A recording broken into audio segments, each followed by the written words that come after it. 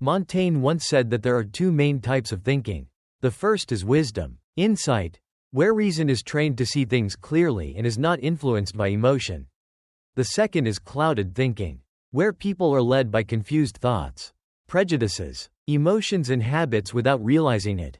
And it is this clouded thinking that makes up the majority of people's daily lives.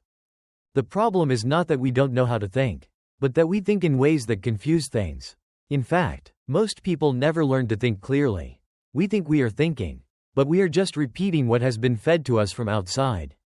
From society, from our families, from the media, from the crowd. Montaigne did not write to be wise. He wrote to understand himself. "I do not teach, I tell," he once said. He did not try to impose a system of thought on his readers, but simply wrote to question himself, to find out what he was thinking, why he was thinking it, and whether it was right. That is the essence of clear thinking, a constant conversation with oneself, where one is unafraid to delve into blind spots in one's perception. Thinking clearly doesn't come naturally. It's a habit that must be cultivated. And for Montaigne, the path to it begins with radical honesty with yourself, which means daring to look at the uncomfortable things about yourself. Admitting your inconsistencies, your stupidities, your selfishness, your limitations. He once wrote, "It is foolish to wish oneself otherwise than one is, because all real improvement in thinking must begin with accepting oneself as one is."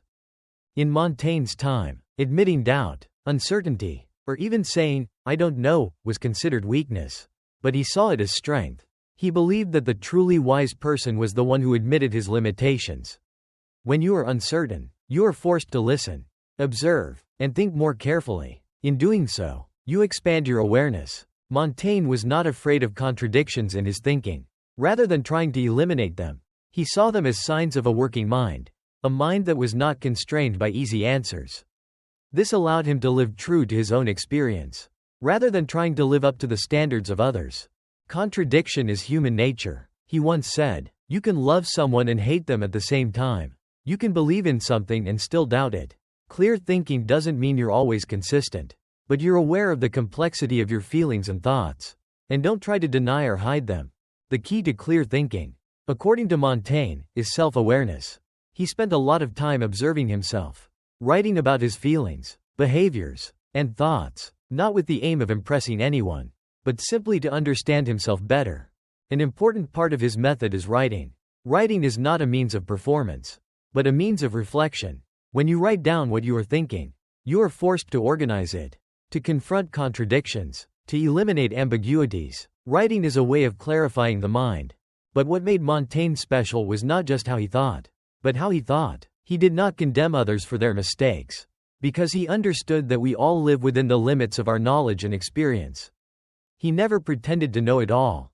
Instead, he always began with questions. Is what I'm thinking right?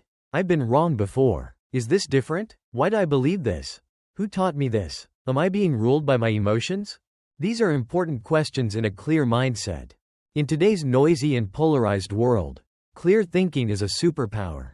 Not because you're smarter than everyone else, but because you're braver, the courage to ask questions, to admit mistakes, to be true to yourself even when that means being different from the crowd. Montaigne once wrote that living without knowing yourself is like living someone else's life. And the most dangerous thing is when you think you are living your own life, but in fact you are just following the script that society has written for you. Clear thinking helps you regain that control. As you learn to observe your thoughts, you realize that many of them are not really yours. They come from somewhere, from other people, from the past, from fear, from ignorance. And when you realize that, you begin to have the ability to choose, to keep what is truly true for you, and to let go of the rest.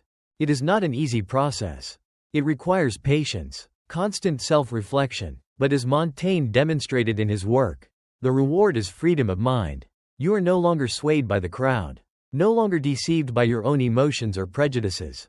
You begin to live with greater clarity, simplicity, and depth. It is worth noting that Montaigne was not an academic philosopher. He did not write complex philosophical systems. He wrote as a man trying to understand himself. And it is this honesty that makes his thoughts timeless. Today, we can learn a lot from him, not just how to think, but how to live with self-awareness. To live in contradiction without losing ourselves. To live as if each day were an inner exploration. And to never stop asking questions. Because if you don't learn to think for yourself, someone else will. And they won't always have your best interests at heart. Montaigne shows us that thinking clearly is not a lofty task. It is an everyday task. It is a matter of jotting down a thought, of reading it, of sitting with uncomfortable emotions, of acknowledging the confusion, and of persisting in finding the little truths that lie beneath the chaos. If you do this long enough, everything becomes clearer, not because you know everything, but because you learn to live in not knowing, peacefully. And perhaps, like Montaigne, you will realize that there is nothing more valuable than a clear mind. It is the foundation for every decision, every relationship, and every true meaning in life. Today's world is full of information, but lacking clarity. We read a lot, listen a lot, talk a lot, but rarely really think. We think we are thinking, while in fact we are just reacting to emotions, prejudices or habits. Montaigne, a French thinker who lived more than 400 years ago, saw this very early. And he left us a simple but powerful method, thinking clearly as an act of living. Montaigne was not an academic philosopher. He did not set up a system of thought to argue or to show off his wisdom. What he did was to observe himself, honestly and uncompromisingly. Each page of his writings is like a sincere conversation with himself, where he openly reveals his confusions, weaknesses, contradictions and the limits of his understanding. He makes no secret of the fact that he is confused, erroneous, and prejudiced, but that is what makes him profound. For clear thinking begins not with absolute confidence, but with sincere doubt. What Montaigne emphasized was that you cannot think clearly without knowing yourself. And you cannot know yourself without looking at reality, including the parts you want to avoid. He did not seek to present a perfect version of himself, but rather constantly questioned what was going on inside. What am I thinking? Do I really believe this? Or is it just something I have been taught to believe? Why do I feel angry? Where does my fear come from? Questions like these became tools for inner clarity. Montaigne did not consider himself wise. On the contrary, he constantly pointed out his own foolishness. But that humility is the foundation of true wisdom. When you stop pretending to know it all, you begin to listen more closely, observe more deeply, and think more consciously. You stop reacting to your habits or emotions, and learn to pause, question, and admit that you might be wrong. That is intellectual humility, a rare commodity in a world of judgment and argument. In his quest for clarity, Montaigne realized that humans are inherently contradictory. We can love and hate the same person. We can trust and distrust. We can say one thing, think another, and then act in a third way. He saw this not as a flaw, but as human nature. And instead of trying to eliminate contradiction, he advised us to live with it consciously, to accept that complexity is part of our inner life, and that contradiction is a sign that we are still thinking. Montaigne's way of thinking does not follow a rigid pattern. He lets his thoughts flow freely, allowing them to turn, to doubt, to repeat, to even contradict themselves. But this is not disorder.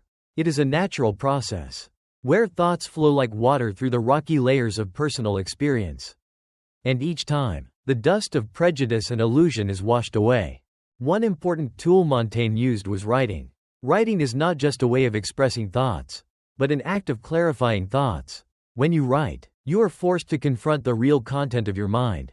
You cannot continue to deceive yourself. You have to organize what you feel, organize what you know, and dare to name what you do not know. Writing is the act of bringing thoughts to light. And for Montaigne, each page is a deep inquiry into the self. What distinguished Montaigne was his courage to be uncertain.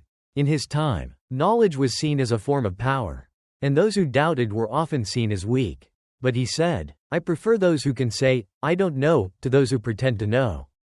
For he understood that ignorance, honestly admitted, opens the door to true understanding. He who doesn't know but knows he doesn't know has the opportunity to learn. He who thinks he knows has long since closed the door to thought. We live in a world saturated with opinions. Every day, millions of pieces of advice, conclusions, philosophies pour out from social media, podcasts, videos, articles. But in the flood of information, clarity is lost. People don't really think. They just copy the thinking of others. People don't listen to their inner voice. They just reflect the noise outside. And that's why Montaigne's method, seemingly classic, is more relevant than ever. Clear thinking begins with silence. With the ability to listen to yourself before you speak. With the realization that not everything you think is true. Not all emotions are reliable guides. Sometimes we get angry because our egos are hurt. Not because of injustice. Sometimes we believe something because it makes us feel safe. Not because it is true. Clear thinking helps us see through those hidden motives, so that we are not manipulated by ourselves. Montaigne was not a closed introvert. He lived in society, was a politician, and had contact with many cultures. But he still kept the habit of returning to his inner self. Observing himself, writing about what he thought, what he felt, what he doubted, and thanks to that, he was not swallowed up by the noise of the outside world. In a society that values image and speed, the ability to stop and think clearly is a revolutionary act. Not to follow the crowd. Not to react hastily. Not to assume that what is new is right and what is old is wrong. On the contrary, to take a step back. To observe calmly. To question everything, including yourself. That is what Montaigne practiced every day. And it is something that each of us can learn from. Not by being a philosopher or a scholar, but by being a person who wants to live honestly. Clear thinking doesn't make you win arguments. It makes you a more thoughtful person. It helps you make decisions you regret less. It helps you understand others better. Because you understand that you are full of contradictions yourself. And most importantly, it helps you live a life that you truly choose. Not the life that others suggest, society expects, or habit dictates. A clear mind is not one without emotions, but one that observes emotions. It is not carried away by the surface waves, but seeks the stillness at the depths. And from that stillness, all choices become clearer. Ultimately, Montaigne shows us that clear thinking is not a destination, but a journey that has no end, but is always worth taking, because each step brings us closer to the truth, closer to ourselves, and closer to a meaningful life. We live in an age where it is easy for everyone to speak up, express themselves, and share their feelings, but sadly, very few of us truly understand ourselves, and even fewer of us are able to think clearly. This leads to a familiar result. We react more than we think, judge more than we observe, and express more than we understand. The 16th-century French thinker Michel de Montaigne realized this early on. And he came up with a remarkable method, not to become wiser than others, but to think more clearly about ourselves and the world. One of the things that made Montaigne special was his refusal to be a rigid philosopher.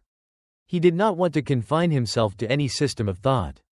Did not use philosophy as an armor to protect his ego, but considered philosophy as a journey back to his true nature. That is why he chose to write short essays, not to convince anyone, but to understand himself. His works are very human, very worldly thoughts, where each page is a struggle between reason and emotion, between the known and the unknown, between fear and courage. Montaigne believed that clear thinking begins with honest, unguarded self-observation. You can't understand the world if you don't understand yourself. And you can't understand yourself if you're avoiding your dark side, the things you're ashamed of, or the feelings you don't want to acknowledge. Instead of reacting quickly or trying to control life, Montaigne encourages us to slow down, listen to ourselves, and observe the world as it is, without embellishments, without distortions, without expectations. For Montaigne, thinking clearly did not mean always having the right answers, but rather daring to ask the right questions. Why do I feel insecure when others succeed? Why do I avoid silence? Am I acting out of an ideal, or just to satisfy my pride? Such questions may make us uncomfortable, but that very discomfort is a signal that we are digging deeper into the root of the problem. One of the tools Montaigne used was writing. He wrote not to demonstrate his knowledge, but to organize the chaotic thoughts in his head. In the process of writing, he realized that he often contradicted himself, saying one thing and thinking another. But instead of trying to fix or hide it, he accepted it and let it be present on every page. For him, contradiction was not a sign of weakness but a natural part of human nature. And that is why Montaigne believed that the truth is not always clear. But being honest with the truth is imperative if we want to think clearly. A striking feature of Montaigne's thinking is that he maintained a distance between himself and the ideas he held. He did not identify with his thoughts, feelings, or beliefs. This allowed him to easily observe, adjust, or even abandon ideas that no longer served him. Clear thinking, in this way, is a flexible and humble behavior. It does not cling to certainty, but is always open to the possibility that one might be wrong. Today, it is more necessary than ever.